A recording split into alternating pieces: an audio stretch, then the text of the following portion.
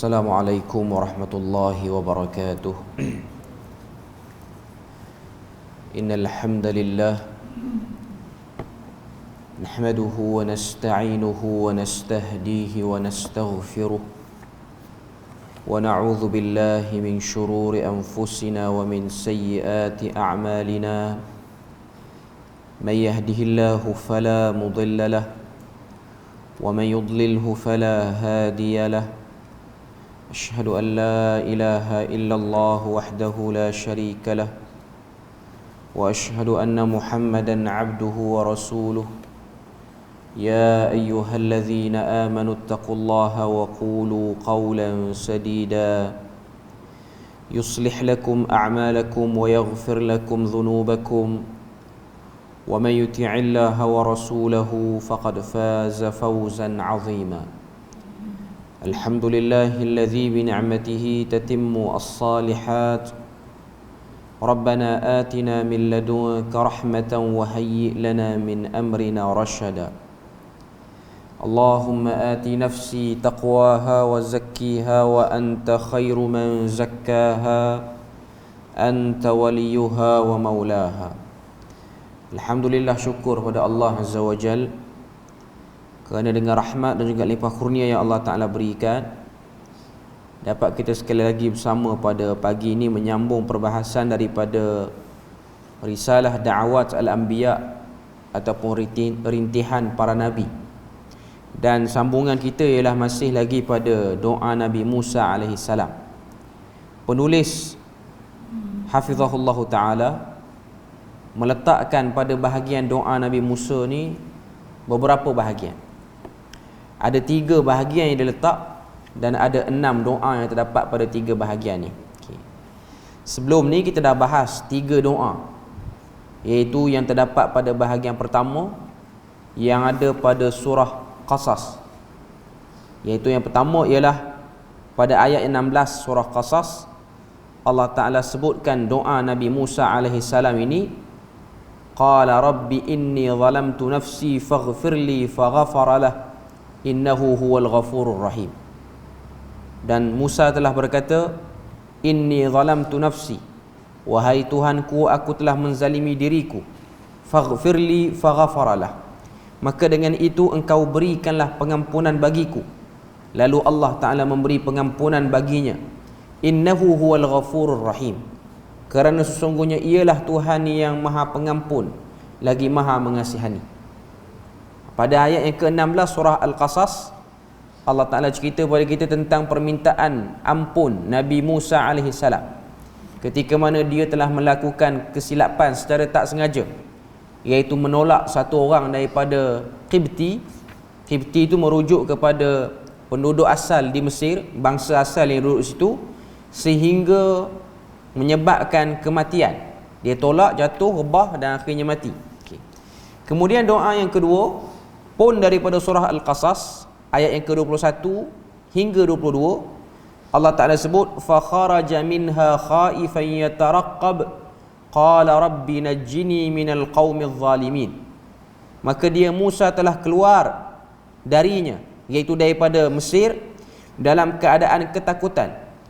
Lalu dalam keadaan takut Nabi Musa keluar tu, Nabi Musa pun mengucapkan doa, rabbi najjini minal qaumidh zalimin, wahai Tuhanku, engkau selamatkanlah aku dari orang-orang yang zalim. Merujuk pada peristiwa selepas daripada berita dia tersilap tolak satu orang Qibti tu, menyebabkan Qibti tu mati, dan akhirnya ahli keluarga kepada si mati itu telah berusaha untuk mencari Nabi Musa dan nak ambil tindakan pada Nabi Musa, sama ada nak bunuh ataupun apa-apa saja yang nak dilakukan. Pada waktu tu timbul rasa takut dalam hati Nabi Musa, dan itu normal bagi seorang manusia. Allah Ta'ala sebut, walamma tawajjaha tilqa'a Madyan, ketika mana Nabi Musa meneruskan perjalanan bergerak pergi ke Madyan yang berada di Syam, qala asa rabbi an yahdiyani sawa'as sabil, ketika mana dia dalam perjalanan, maka dia minta pada Allah Ta'ala, asa an yahdiyani, asa rabbi an yahdiyani, moga-moga Tuhan tentukan kepadaku petunjuk olehnya dan lurus jalan. Maknanya apa yang dia lakukan ni, dia mohon terbimbing di bawah hidayah Allah Azza wa Jal, bukan dibuat atas dasar hawa nafsu. Itu yang disebut dalam surah Al-Qasas. Doa yang ketiga ialah, iaitu pada ayat yang ke-24, Rabbi inni lima anzalta ilayya min khairin faqir. Wahai Tuhan, sesungguhnya aku bagi apa yang engkau telah turunkan kepadaku dari kebaikan yang engkau ada, aku ni hamba yang fakir. Maknanya aku sangat berharap dan aku sangat nak kepada apa yang kamu ingin berikan padaku daripada kebaikan. Ini doa waktu dah sampai di Madian, waktu dah bertemu dengan dua orang perempuan daripada, orang kata apa, daripada hampir nak bertemu dengan dua orang perempuan, yang mana perempuan ni anak kepada Syekhun Kabir. Sebahagian tafsir menyebutkan itu ialah anak pada Nabi Shu'aib, tapi dalam Al-Quran hanya sebut Syekhun Kabir, satu orang tua, satu orang yang tersangat tua. Okay. Jadi itu doa-doa Nabi Musa AS, insiden-insiden yang dia hadapi dan doa dia. Okay. Sekarang ni ialah perbahasan doa yang keempat, muka surat 188. Ini bahagian yang kedua daripada doa Nabi Musa. Bahagian kedua doa Nabi Musa ni diambil daripada surah Taha, ayat 22, ayat 25 hinggalah ayat yang ke-35. Dan doa ni adalah doa yang sangat masyhur dan mungkin sebahagian besar kita sudah ingat doa ni. Iaitu doa yang terkenal, Rabbi syrah li sadri wa yassir li amri wahlul 'uqdatam min lisani yafqahu qawli. Kita biasa baca sampai situ. Tapi permintaan Nabi Musa bukan hanya situ. Dia ada sambungan lagi, waj'al li waziran min ahli ushdud bihi azri wa ashrikhu fi amri kay nusabbihaka katsira wa nadhkuraka katsira innaka kunta bina basira. Ayat 25 hingga 35, maknanya 10 ayat. Okay. Doa ni kita dah bahas sebelum ni. Sebelum perbahasan sebelum ni kita ada sebut sikit. Okay. Doa ni ialah ketika mana kata apa, berlakunya, hampir berlakunya pertembungan di antara Musa dan juga Firaun. Pada muka surat 188, penulis hafizahullah dia sebut, antara doa Nabi Musa yang lain adalah tak kala baginda diutus kepada Firaun dan kaumnya untuk menyeru kepada Islam, Musa memohon agar Allah mudahkan baginda dalam menyampaikan mesej dan menerangkan agama. Bila mana nak bertembung Nabi Musa dengan Firaun, sebelum ni bertembung dengan orang-orang bawahan, ada pertembungan dengan orang atasan, tapi tak sampai kepada pertemuan. Kali ni ada pertemuan. Okay. Wajar bagi satu orang yang nak menghadapi orang yang ada kedudukan, dia ada rasa gerun, dia ada rasa takut, dan duduk dalam satu kata apa, tempat orang nak berhujah dengan kita ni, ianya ialah satu benda yang mendebarkan. Itu ialah normal. Okay. Sebab tu Nabi Musa AS, dia berdoa pada Allah Ta'ala, Rabbi syrah li sadri, wahai Tuhan, engkau lapangkan dadaku. Maknanya jangan jadikan benda ni satu keserabutan sehingga ganggu banyak urusan hidup aku. Itu normal. Maknanya minta pada Tuhan supaya dilapangkan hati. Wa yassir li amri, permudahkan bagiku akan urusanku. Itu yang diminta oleh Nabi Musa. Wahlul 'uqdatam min lisani, dan engkau huraikanlah simpulan yang ada pada lidahku. Huraikanlah simpulan yang ada pada lidahku. Okay. Ini ada sikit perbahasan di kalangan para ulama. Kenapa Nabi Musa AS minta kepada Allah Azza wa Jal supaya diuraikan simpulan yang ada pada lidah? Okay. Sebahagian riwayat mengatakan Nabi Musa ni dia ada problem pada percakapan dia, iaitu dia ada masalah untuk menyebutkan perkataan itu dengan clear. Maknanya bila mana dia sebut, dia ada bunyi pelat ataupun dia ada bunyi telo. Itu sebahagian riwayat berdasarkan apa yang berlaku kepadanya pada waktu kecil. Sebahagian riwayat Israiliyat sebut macam tu. Okay. Ada sebahagian riwayat lagi sebut bukan isu Nabi Musa tu pelat ataupun bercakap telo, tapi isunya ialah bila mana satu orang walaupun dia bercakap jelas, clear, tapi nak bertembung dengan benda besar, gerun tu ada, gugup tu ada, menyebabkan dia sebut perkataan tu terketar-ketar sehingga jadi tak jelas perkataan tu. Jadi Nabi Musa dia minta pada Allah Ta'ala, waktu dia nak berhadapan dengan Firaun ni, supaya dibuang segala benda yang boleh ganggu kelancaran waktu dia bercakap. Jadi kedua-dua riwayat tu ada sebut, yafqahu qawli, sehingga orang memahami apa yang aku nak sampaikan. Ini ialah medium, instrumen yang paling penting. Bila mana satu orang tu dia nak sampaikan kebenaran, satu orang pendakwah, satu orang yang bercakap, dia nak sampaikan satu benda, dia kena fikir bab ni, iaitu apa yang dia nak bercakap tu difahami oleh orang yang didengari. Ada orang dia petah, dia bercakap, dia memang duduk di hadapan audiens, dia memang suka bercakap, tapi apa yang dia bercakap tu tak difahami oleh semua orang. Kadang-kadang apa yang dia bercakap tu akhirnya berakhir dengan dia tu syak sendiri. Dia rasa apa yang dia bercakap tu hebat, tapi isinya orang tak faham. Ini ialah bab yang paling penting. Bila mana satu orang tu dia nak menyampaikan satu benda yang mustahak dalam percakapan dia, tambah lagi benda yang dia nak sampaikan tu ialah isi agama, ataupun dalil-dalil agama, ataupun apa-apa saja permasalahan berkaitan agama yang orang akan ambil perhatian terhadap benda tu. Ini bab perkara yang penting. Bukan hanya para nabi, semua orang. Orang yang berdakwah lah khususnya. Bila mana dia bercakap, dia jangan bercakap benda yang tinggi sangat ataupun rendah sangat, tapi dia bercakap pada benda yang betul, tepat, perlu dan mudah difahami. Ini antara part ataupun bahagian yang kadang-kadang sebahagian orang dia tak letak sebagai keutamaan. Bila mana nak bercakap tentang agama, ada benda-benda yang sesuai untuk disampaikan dan ianya tidak menjadi beban kepada pendengar. Jadi Nabi Musa ni, doa dia ni kita boleh tengok clear, doa yang menunjukkan satu orang yang bukan hanya fikir aku nak menang je debat, ataupun aku takut jadi aku buat lebih kurang. Dia ada misi, dia ada matlamat yang jelas, objektif yang jelas bila mana dia nak sampaikan sesuatu. Sebab tu kata Allah Ta'ala melalui doa Nabi Musa ni, wahlul 'uqdatam min lisani yafqahu qawli. Jadikanlah simpulan yang ada di lidah aku ni terurai sehingga orang faham apa yang aku nak sampaikan. Maknanya doa Nabi Musa bukan dia kata, ya Allah jadikanlah aku ni petah sehinggalah kalah Firaun dan menanglah aku. Dia tak doa macam tu. Tapi dia doa yafqahu qawli, supaya orang-orang memahami apa yang aku nak sampaikan ni. Termasuk Firaun, termasuk para pendengar, termasuk semua saja yang sampai beritanya berkenaan dengan pertembungan, perdebatan antara Musa dan juga Firaun. Dan ini ialah benda yang penting.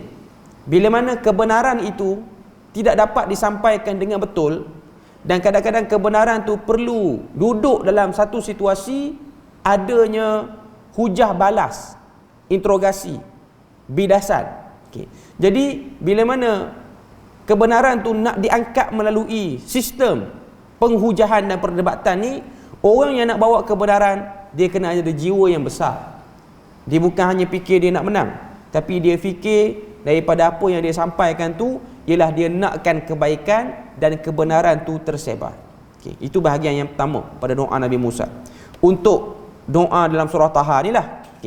Seterusnya, waj'al li waziran min ahli, iaitu Nabi Musa dia minta kepada Allah Azza wa Jal, waj'al li waziran min ahli, dan engkau jadikanlah bagiku seorang penolong dari salah seorang ahli keluargaku. Permintaan Nabi Musa seterusnya, waj'al li waziran min ahli, jadikanlah padaku wazir, dan wazir itu mesti daripada keluargaku. Wazir dalam bahasa Melayu terjemahan kita akan terjemah menteri. Menteri ni lah orang yang ada portfolio yang besar. Bila mana kita sebut menteri ni, dia bukan jawatan yang biasa-biasa, bukan kedudukan yang lekeh, bukan setakat pembantu yang main-main. Menteri menjadi pembantu kepada Perdana Menteri dalam banyak portfolio. Itu yang kita nak faham daripada segi pentadbiran. Nabi Musa dia tak kata waj'al li sadiqan min ahli, jadikanlah adanya kawan daripada keluarga aku, tapi dia minta wazir. Wazir dengan makna satu orang yang boleh memberi buah pandangan yang baik, satu orang yang boleh membantu dan bantuan dia tu tepat, berfungsi dengan betul. Ini benda-benda yang mustahak bila mana satu orang tu dia nak hidup atas dunia, iaitu dia perlukan bitanah. Bitanah ni maksud dia apa? Kawan sekeliling yang baik, orang sekeliling yang baik. Maknanya satu orang tu kalau dia pemimpin, tak kira lah dia pemimpin atasan atau pemimpin bawahan ataupun duduk dalam pentadbiran, tapi yang namanya pemimpin. Contoh dia pengarah ke, kalau dalam universiti mungkin dia dekan ke, mungkin dia rektor ke, okay. Dia perlukan orang sekeliling yang betul, elok, supaya orang-orang sekeliling tu dia boleh guide kita yang di pemimpin ni ke arah benda yang betul. Dia bukan menjadi orang sekeliling yang mengampu saja. Sebab keadaan macam ni akan merosakkan orang yang sepatutnya menjadi pemimpin itu. Okay. Jadi Nabi Musa diminta, waj'alli waziran min ahli. Wahai Tuhan, berikan aku satu orang yang betul-betul boleh guide aku, bukan satu orang yang hanya teman sembang, bukan satu orang yang hanya pemecah kesunyian waktu rasa sunyi, bukan itu. Tapi dia nak satu orang yang boleh jadi wazir, boleh menanggung, boleh membantu ketika mana dia mengalami kesukaran untuk menyampaikan kebenaran dengan jelas. Okay. Haruna akhi, kata Nabi Musa, kata Allah Ta'ala, ianya ialah Harun yang merupakan saudaraku. Sebahagian tafsiran, sebahagian riwayat menyebutkan pada kita bahawasanya Nabi Musa dia doa pada Allah Ta'ala dengan doa ni, dan dia sebut Nabi Harun ni dia bukan adik-beradik kandung, dia bukan adik-beradik seibu sebapa, bukan. Tapi dia daripada kalangan family Nabi Musa. Maknanya dia bukan orang yang sangat dekat dari segi pertalian darah, bukan adik-beradik betul, bukan adik-beradik kandung, bukan adik-beradik tiri pun bukan. Okay. Dan kawan Nabi Musa ni pembantu Nabi Musa ni iaitu Harun, satu orang yang lagi berumur daripada Nabi Musa. Ini kriteria yang disebut. Bagaimana Allah Ta'ala jadikan orang yang duduk dekat dengan Musa ni ialah orang yang sikit berumur, bukanlah berumur banyak, tapi dalam 2-3 tahun. Okay. Sebab apa? Sebab pembantu ialah satu orang yang matang pemikirannya. Pembantu ialah satu orang yang realistik waktu dia beri nasihat. Dia tak beri nasihat ke laut, dia tak beri teori-teori yang tak berpijak di bumi yang nyata. Maknanya Nabi Harun bertindak sebagai, orang kata apa, stabilizer, bagi stabil dakwah Nabi Musa tu, supaya dakwah Nabi Musa tu dia tak tinggi sangat, eksklusif pada kaum tertentu, level tertentu, tapi dakwah itu bersifat memasyarakatkan. Maknanya pemimpin atasan pun faham, orang bawahan pun faham, orang pertengahan pun faham, orang berumur pun faham, remaja pun faham, orang dewasa pun faham, dan kalau boleh kanak-kanak pun boleh faham apa yang disampaikan. Sebab dakwah itu dia bukan bersifat kepentingan untuk golongan tertentu. Okay.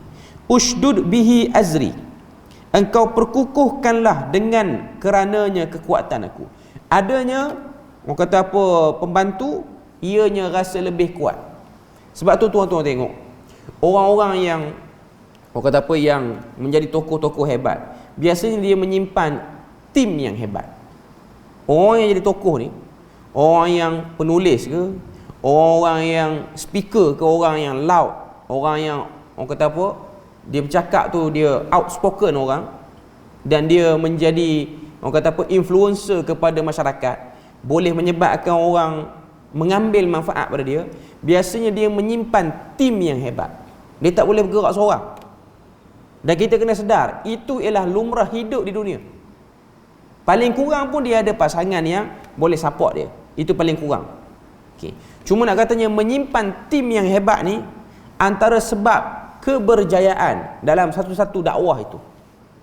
Nabi Musa, dia ada tim yang hebat iaitu Nabi Harun, yang boleh fikir macam mana nak buat gerakan taktikal terhadap penolakan yang dilakukan oleh Firaun kepada dakwah tauhid ini. Okay. Jadi mana-mana orang yang nak dakwah, dia tak boleh dakwah seorang diri, dia kena ada tim. Dia kena berkumpulan. Walaupun kumpulan tu tak besar, tapi kumpulan yang bermutu, kumpulan yang ada kualiti. Bila mana bincang, dia tak ke laut.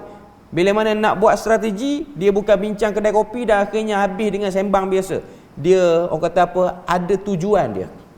Ada matlamat yang nak disampaikan. Wa asyrikhu fi amri. Kata Allah Ta'ala dalam surah Taha, wa asyrikhu fi amri. Maksud dia apa? Engkau jadikanlah dia sebagai sekutu dalam urusanku. Yang ni paling mustahak. Kadang-kadang kita ada kawan, Allah Ta'ala uji kita, kawan tu awal dia okey, akhirnya dia gelong. Tambah-tambah lagi, bila mana kita duduk dalam tim ni, yang naik melonjak tu seorang, yang duduk belakang tabir tu orang tak kenal sangat. Yang ni paling bahaya.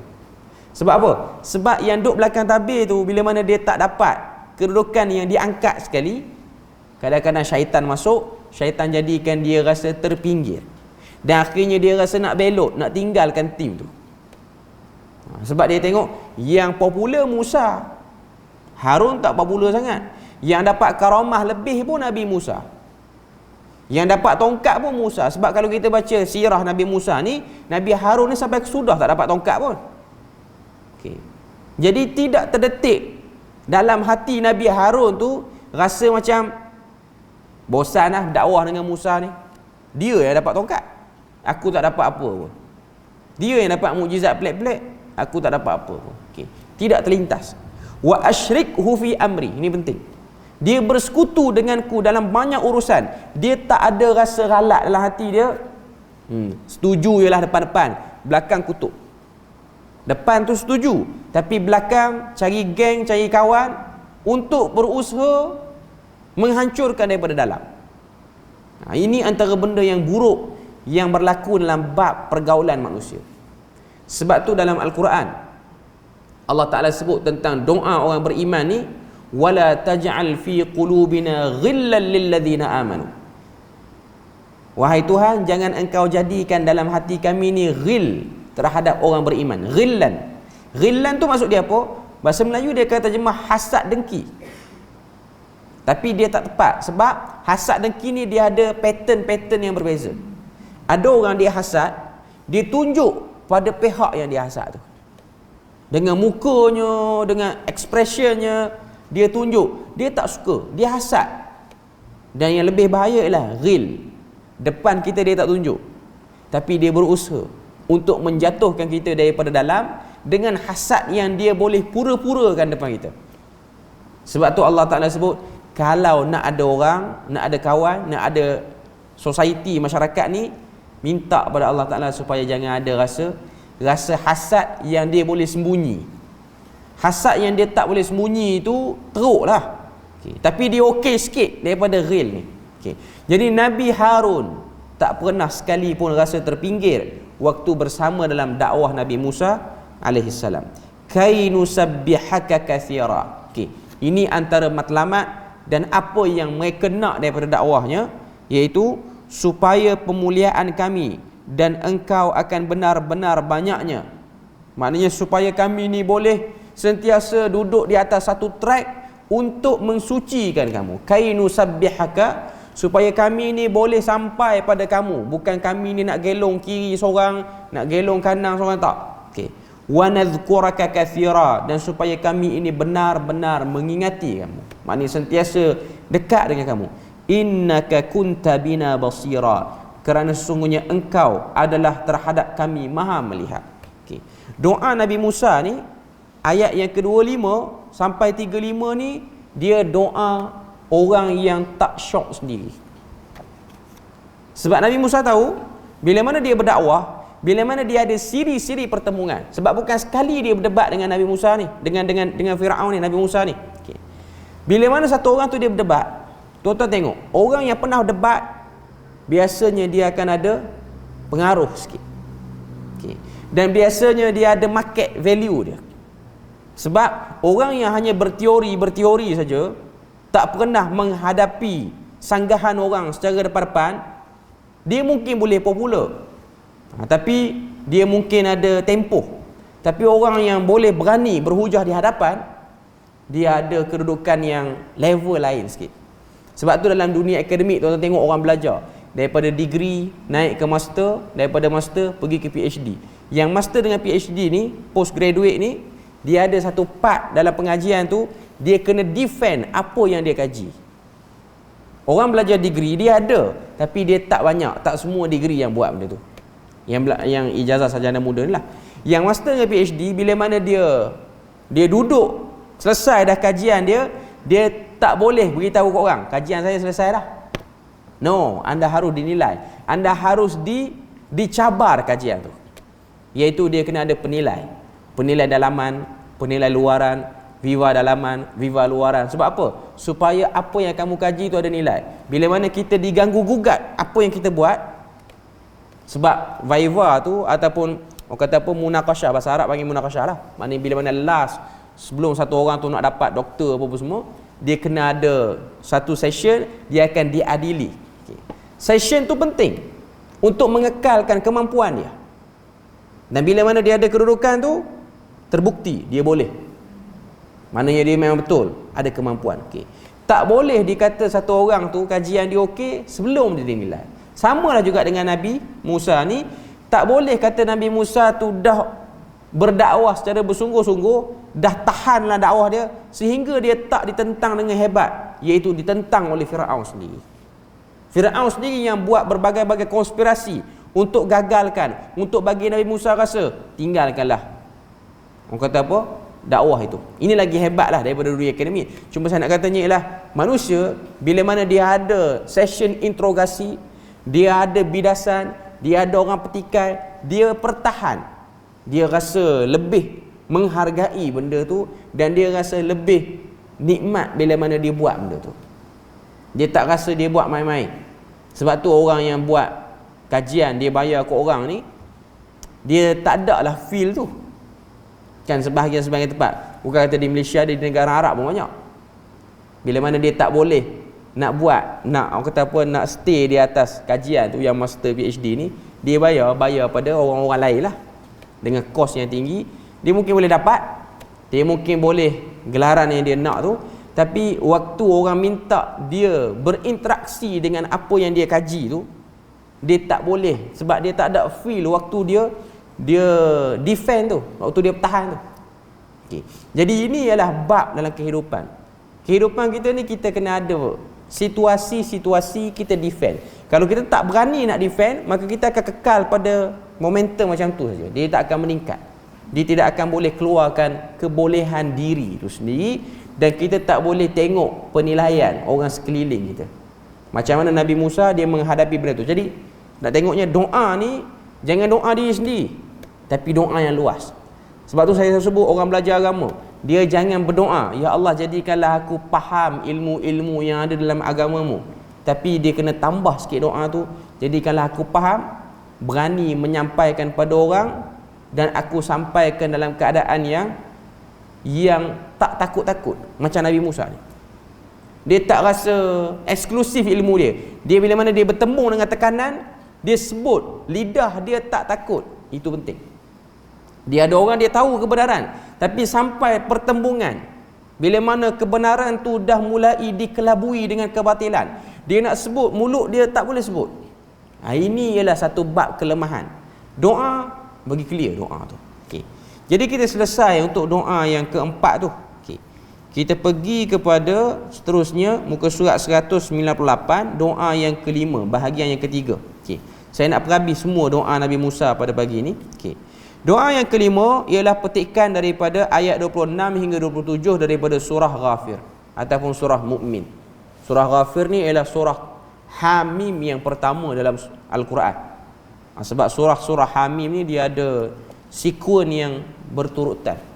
Maknanya Hamim pertama iaitu surah Ghafir, lepas tu Fussilat, sampai last sekali Al-Ahqaf, 7 surah dalam Al-Quran. Okey. Kita tengok muka surat 198. Kita masih belum menamatkan perbicaraan berkenaan doa-doa Nabi Musa. Antara doa baginda yang lain adalah tak kala baginda mengetahui bahawa Fir'aun mengancam mahu membunuh baginda. Inilah normal. Bila mana dah berlaku debat, kalah. Fir'aun tu kalah. Okay. Dan akhirnya dia nak tutup kelemahan dia, dia akan fikir macam-macam cara termasuklah dia akan guna cara kotor dengan sebab kuasa yang dia ada, dia nak bunuh Nabi Musa alaihissalam. Baginda segera memohon pertolongan kepada Allah Azza wa Jal daripada ancaman Fir'aun dan pembesarnya. Hal ini direkodkan dalam firman Allah Ta'ala, wa qala fir'aunu dharuni aqtul Musa wal yad'u rabbah. Fir'aun telah berkata, biarkan aku membunuh Musa dan biarkanlah dia meminta pertolongan kepada Tuhannya. Inni akhafu an yubaddila dinakum au an yuzhira fil ardil fasad. Apa maksud doa ni? Apa maksud ayat ni? Allah Ta'ala kata, ketika mana Fir'aun dia keluarkan arahan, biar aku bunuh Musa dan biarlah dia minta tolong dengan Tuhan dia. Inni akhafu, aku nak bunuh Musa ni kerana aku takut dengan sebab Musa kamu semua akan tukar agama kamu ataupun berlaku kerosakan di atas muka bumi. Okey. Tiba-tiba Firaun jadi pakar dalam bab mensejahterakan masyarakat. Tiba-tiba dia jadi macam tu. Sebelum pada tu banyak dah kerosakan yang dia buat. Tapi dia nak nampak dia hebat sebab orang atasan dia tak akan terima dengan mudah apa-apa saja kritikan, teguran. Tambah lagi teguran, kritikan tu dia ada unsur boleh turunkan nilai dia. Maknanya ada orang kritik, awak ni tak pandai memerintah, YB apa perangai macam ni, dia tak boleh terima. Walaupun kadang-kadang dia memang tak reti pun. Orang kata pada dia, apa punya menteri ni tak reti memerintah, dia tak boleh terima.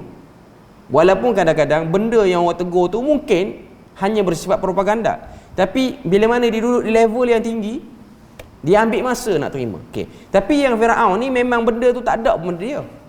Dia tak ada keahlian dalam bab tu. Dia tak tahu pun apa tauhid tu. Okay. Tiba-tiba dia boleh kata, biarlah kita bunuh Nabi Musa ni sebab pada pandangan aku, adanya Musa ni, bercakapnya Musa ni, berhujahnya Musa dengan aku ni boleh memberi gangguan kamu semua terhadap agama kamu.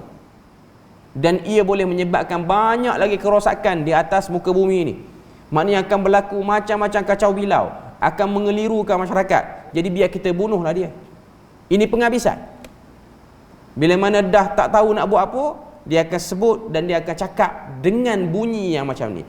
Dan ini ialah tradisi dan ini ialah cerita yang akan berulang, bukan hanya pada Nabi Musa, pada mana-mana orang yang bawa kebenaran pun benda yang sama. Bila mana golongan batil yang dilawan itu dia tak dapat menerima kekalahan ataupun pendedahan yang telah dibuat, maka dia akan guna macam-macam kaedah untuk menjelaskan bahawasanya apa yang dia buat tu betul. Kemudian Allah Ta'ala sebut doa Nabi Musa, wa qala Musa inni uztu bi rabbi wa rabbikum min kulli mutakabbirin la yu'minu bi yaumil hisab. Musa berkata, sesungguhnya aku telah berlindung dengan Tuhanku dan Tuhan kamu daripada setiap orang yang sombong yang tidak beriman dengan hari perhitungan. Doa Nabi Musa ni ialah minta pada Allah Ta'ala supaya Allah Ta'ala selamatkan dia daripada konspirasi orang-orang sombong. Tengok Nabi Musa sebut min kulli mutakabbir, daripada semua orang sombong. Maknanya bukan Firaun seorang. Menteri-menterinya mungkin juga ada sifat yang sama. Orang-orang yang ada kepentingan rapat dengan Firaun pun ada kepentingan yang sama, ada sikap yang sama. Okey. La yu'minu bi yaumil hisab. Dan yang sombong ni mereka ada problem, tak beriman dengan hari akhirat. Okey. Kalau kita buka Quran ayat yang ke-27 ni, masuk ayat 28, Allah Ta'ala pun cerita satu orang, rajulun min ali fir'aun yaktumu imanahu, satu orang lelaki daripada kerabat Firaun yang telah beriman dengan Nabi Musa cukup lama. Dia tak tahan dah tengok Firaun ni lawan Musa banyak sangat. Last sekali dia yang berdebat dengan Firaun pula. Allah Ta'ala respon doa Nabi Musa. Sebelum ni Nabi Musa yang lawan Firaun, Nabi Musa Bani Israel, Firaun tu Qibti. Hari ni dengan sebab doa Nabi Musa ni, akhirnya berlaku satu benda yang mengejutkan Firaun. Sebab Firaun duk rasa selesa, Firaun duk rasa yang duk dalam istana ni takkanlah dia belok pada aku, yang duk dalam istana ni takkanlah dia teringin dengan apa yang Nabi Musa bawa tu, takkanlah dalam istana ni terpikat dengan dakwah Nabi Musa. Rupa-rupanya betul.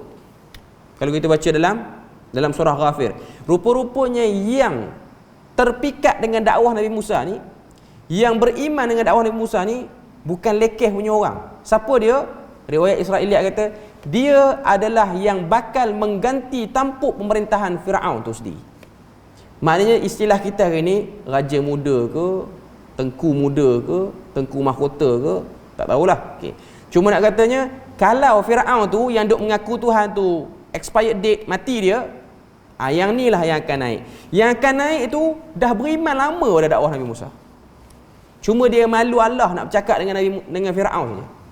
Satu benda yang mengejutkan. Sebab pengganti pada Firaun tu bukan dia beriman dengan Nabi Musa, beriman just saya suka dengar ceramah Nabi Musa, bukan yang tu. Dia ada evidence yang kuat. Sebab tu kita baca surah Ghafir. Menarik surah ni. Sebab apa? Sebab lelaki daripada keluarga Firaun ni, dia telah argue Firaun. Dia kata, adakah sebab Musa mengajak kita menyembah kepada Tuhannya, lalu kita nak bunuh dia? Bukankah kita tak perasan, ataupun bukankah kita tahu apa yang Musa bawa sama dengan apa yang Yusuf bawa dulu di Mesir ni? Okay. Cara untuk lemahkan pihak lawan yang bebal ni ialah dengan kita bawa history, sejarah lama. Keluarga Firaun ni yang kata nak akan ganti Firaun ni, dia kata apa yang Musa bawa sama dengan yang Nabi Yusuf bawa, sama exactly. Maknanya dulu sebelum kita memegang pemerintahan Mesir ni, sebab kita kena tengok Mesir ni dari segi timeline pemerintahan negara dia ataupun tamadun tu sendiri, Mesir ni mengalami beberapa kali perubahan pemerintah dia. Cuma pada zaman Nabi Yusuf, pemerintah Mesir ni ialah bukan orang kawasan tu, dia orang luar. Sebab tu kita baca surah Yusuf, kita akan tengok panggilan yang digunakan kepada Raja Mesir ialah Malik. Dia tak panggil Firaun. Sebab Firaun ni bahasa tempatan, bahasa orang situ, bahasa orang kampung tu.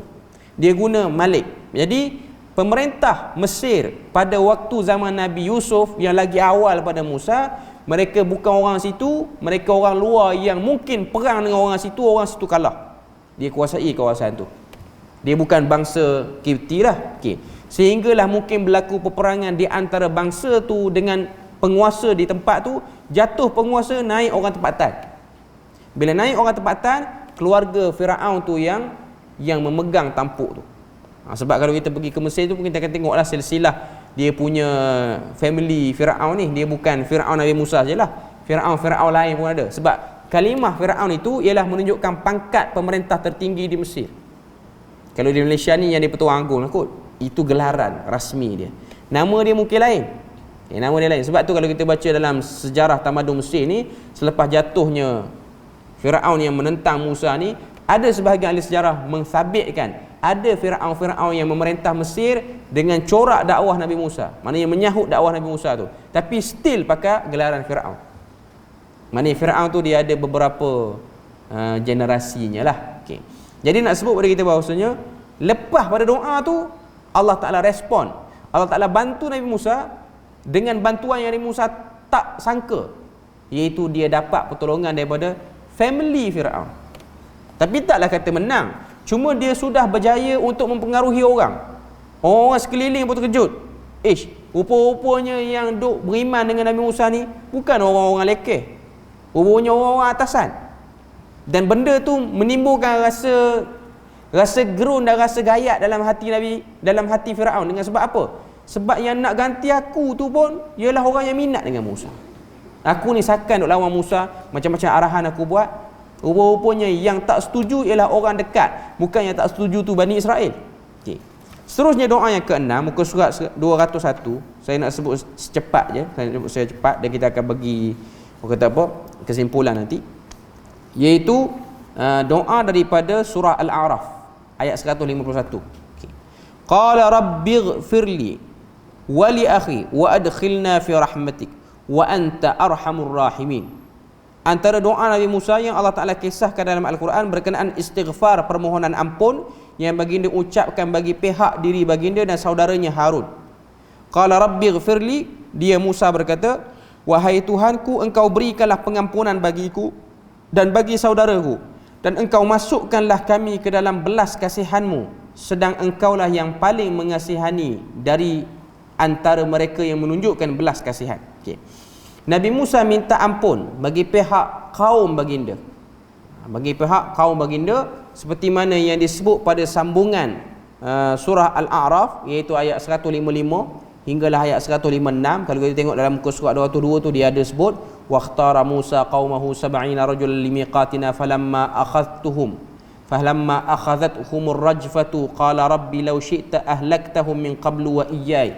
Ni ada cerita dia, maknanya lepas daripada dah selamat, lepas daripada dah diselamatkan daripada dikejar oleh Firaun tu, dia ada kedegilan. Kaum Nabi Musa ni dia degil. Allah Ta'ala dah beri macam-macam pertolongan, adanya Nabi, 2 orang lagi Nabi, seorang Rasul, seorang Nabi, dan orang kata apa, lihat mukjizat, makanan turun pada langit, tiba-tiba naik lemak, naik kepala. Jadi Nabi Musa ni dia berdoa pada Allah, ampuni aku dan juga saudara aku yang mungkin ada kesilapan dalam dakwah. Mungkin kami ni offer banyak sangat benda-benda yang sedap sehingga dia orang lupa adanya murka Tuhan dalam kehidupan ni. Maknanya kita ni kadang-kadang duk baca nikmat, kadang-kadang jadi kufur nikmat. Okey. Jadi itu antara benda dan perkara yang kita boleh tengok daripada doa Nabi Musa alaihi salam. Okey. Cuma saya nak sebutnya ialah daripada bahagian pertama. Bahagian pertama ialah doa daripada surah Qasas, Nabi Musa minta ampun dengan sebab tersilapnya dia dalam kehidupan ni, iaitu dia tertolak satu orang lelaki Kipti, mati lelaki itu. Kemudian doa kedua, waktu orang nak tangkap dia ada rasa takut, dia minta Tuhan selamatkan dia. Kehidupan seorang Nabi tersilap. Macam kehidupan kita ada buat benda-benda yang silap dalam hidup, sama ada sengaja ataupun tak sengaja. Cuma nak kata mulut jangan lambat, mulut jangan berat untuk minta ampun pada Allah Azza wa Jalla. Dan manusia bila mana dia tersilap, dia diburu, dia akan ada rasa takut, which is benda tu normal. Bila mana dia diburu, tuan-tuan tengok Samsing tara mana pun, bila mana dia diburu, dia ada rasa takut. Walaupun dia pandai kecoh, boleh lari ikut celah tiang,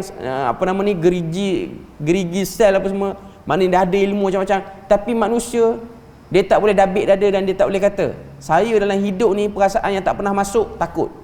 Itu mustahil. Itu ialah benda yang memang akan ada. Hatta Nabi Muhammad pun sendiri, dia ada rasa takut, dia ada rasa gerun dia. Tapi macam mana dia jaga rasa gerun tu? Gerun pada siapa yang perlu diberi keutamaan? Adakah gerun pada makhluk ataupun gerun kepada Tuhan? Okay.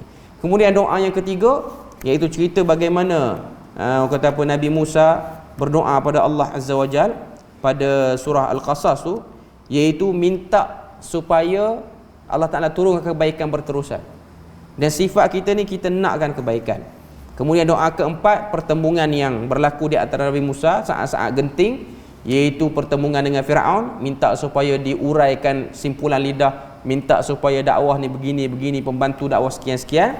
Dan seterusnya ialah doa yang kelima, iaitu dalam surah Ghafir tu, iaitu minta Allah Ta'ala tolong bila mana kita ni dah tersepit, tak ada sudut dah kita boleh minta tolong dengan makhluk, minta tolong pada Allah Azza wa Jalla, sehingga Allah Ta'ala kirim lelaki daripada keluarga Firaun yang backup Nabi Musa.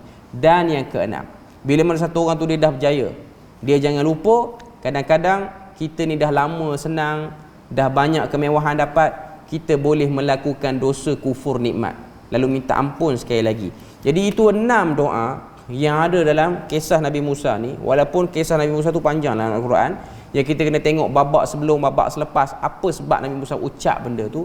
Cuma saya nak katanya ialah kehidupan Nabi Musa ni antara kehidupan yang hampir komplit yang Tuhan sebut dalam Al-Quran, selepas daripada cerita Nabi Yusuf. Tapi kalau tengok cerita Nabi Musa ni, dia banyak siri disebut dalam Quran. Sebab cerita Nabi Musa ni dia ada ibrah yang sangat banyak. Insiden yang dihadapi oleh Nabi Musa tu kadang-kadang ada persamaan dengan insiden yang kita hadapi dalam hidup kita. Okay. Jadi itulah sedikit sebanyak kita punya perbahasan pada pagi ini daripada bahagian doa Nabi Musa AS. Dan insya-Allah selepas ni kita akan masuk doa Nabi Sulaiman AS. Jadi saya rasa berpada situ je untuk pagi ini. Moga Allah Ta'ala beri rahmat dan berkat. Subhanakallahumma wa bihamdik, asyhadu an la ilaha illa anta wa astaghfiruka wa atubu ilaik. Wassalamualaikum warahmatullahi wabarakatuh. wabarakatuh.